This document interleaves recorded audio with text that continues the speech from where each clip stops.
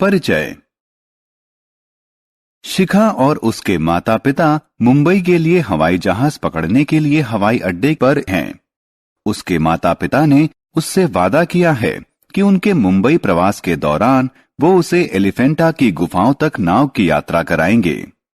उनकी वापसी की यात्रा ट्रेन से आरक्षित है। शिखा रोमांचित है।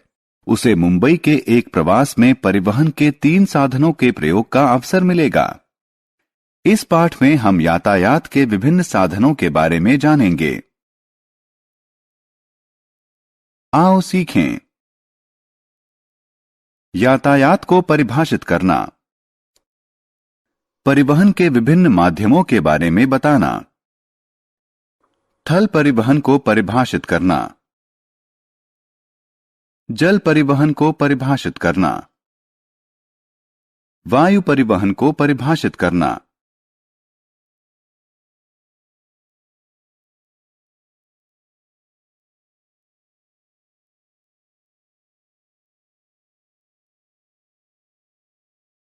परिवहन वस्तुओं, व्यक्तियों और जंतुओं के एक स्थान से दूसरे स्थान तक के आवागमन को परिवहन कहते हैं। परिवहन दूरियों की बाधा को दूर करता है और विभिन्न स्थानों के बीच व्यापार को बढ़ावा देता है।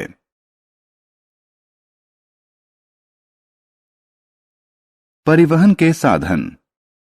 हम सामान लाने जाने के लिए ट्रक, ट्रैक्टर, मालगाड़ी और मालवाहक पोत और हवाई जहाज का प्रयोग करते हैं और यात्रियों को एक स्थान से दूसरे स्थान तक लाने ले जाने के लिए बस, ट्रेन, कार और हवाई जहाज का प्रयोग करते हैं। वस्तुओं, व्यक्तियों और जंतुओं को एक स्थान से दूसरे स्थान तक ढोने वाले वाहकों को परिवहन के साधन कहते हैं।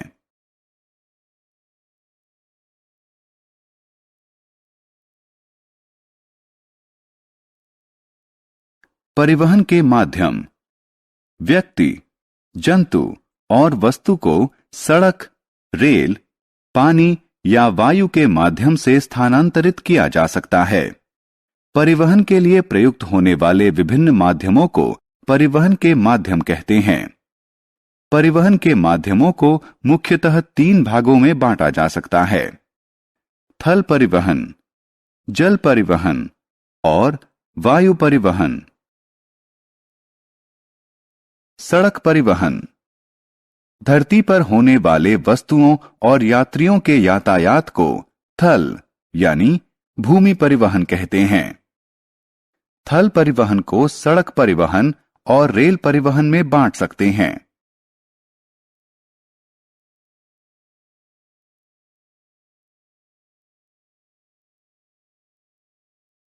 सड़क परिवहन।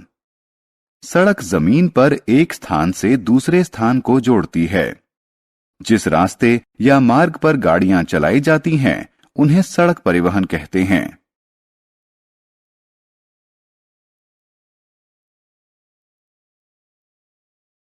रेल परिवहन। ट्रेन की सहायता से रेल की पटरियों पर वस्तुओं और यात्रियों की होने वाली यात्रा को रेल परिवहन कहते हैं। जिस रास्ते या मार्ग पर ट्रेनें चलती हैं, उसे रेलवे कहते हैं।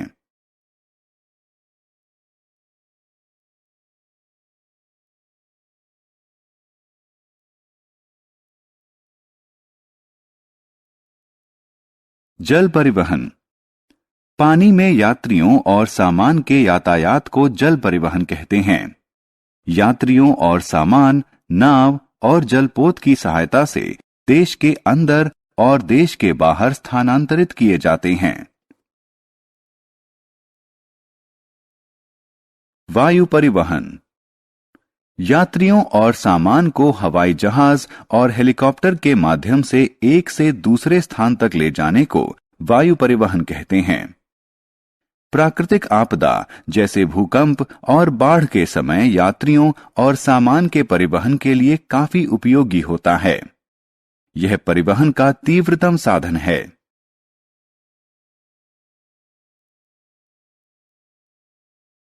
हमने क्या चर्चा की? वस्तुओं, व्यक्तियों और जंतुओं के एक स्थान से दूसरे स्थान तक के आवागमन को परिवहन कहते हैं। वस्तुओं, व्यक्तियों और जंतुओं को एक स्थान से दूसरे स्थान तक ढोने वाले वाहकों को परिवहन के साधन कहते हैं। परिवहन के लिए प्रयुक्त होने वाले विभिन्न माध्यमों को परिवहन के माध्यम कहते हैं। थल, जल और वायु परिवहन के 3 माध्यम हैं।